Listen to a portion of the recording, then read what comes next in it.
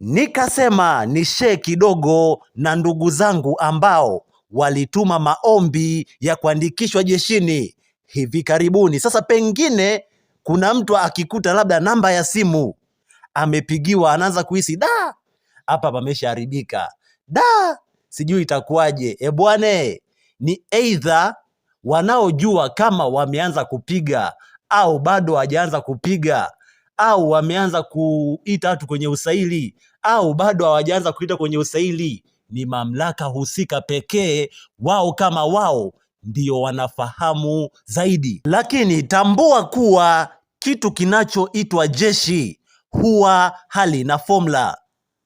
Unaweza ukasema watapiga simu, kumbe wakaja kwa design nyingine. Kwa hiyo kikubwa ni kuwa active. Sasa nikasema nikupe nyepesi namba za simu huwa zinakuaje. Mfano labda ukipigiwa namba ya simu inakuaje? Ila ipo hivi, mara nyingi taasisi huwa zinatumia simu za mezani. Mfano format yake huwa inaweza ikaanza 026 au 023 au wanaweza kutumia namba ya special number.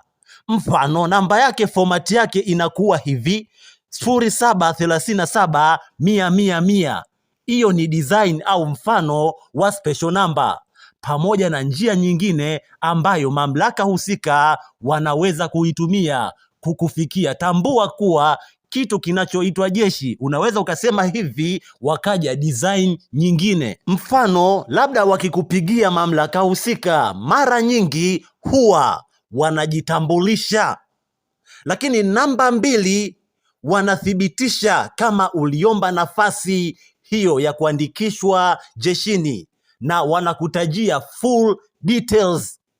Lakini namba 3 wanakupa tarehe, muda, sehemu ya kufika kwenye usaili, lakini wanakukumbusha vitu vya kwenda navyo, mfano vyeti pamoja na nyaraka nyinginezo. Lakini mara nyingi wakikupigia wanakuwa direct, lakini pia wanaeleweka vizuri, wako fair, yani hakuna janja.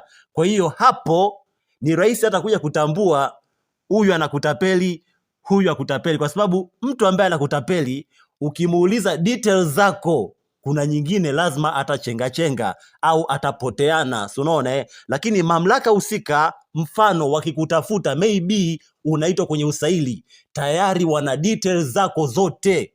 Mfano wanaweza kukwambia kabisa wewe una level fulani ya elimu, kwa sababu taarifa zako wanazo, unaona, details zako zote wanazo. Lakini tapeli au scammer hawezi kukwambia level yako ya elimu. Labda pengine we mwenyewe ulijichanganya sehemu, lakini kukwambia level yako ya elimu una ngazi gani ni ngumu sana, pamoja na vitu vingine ambavyo mamlaka husika wanafahamu zaidi. Asante sana.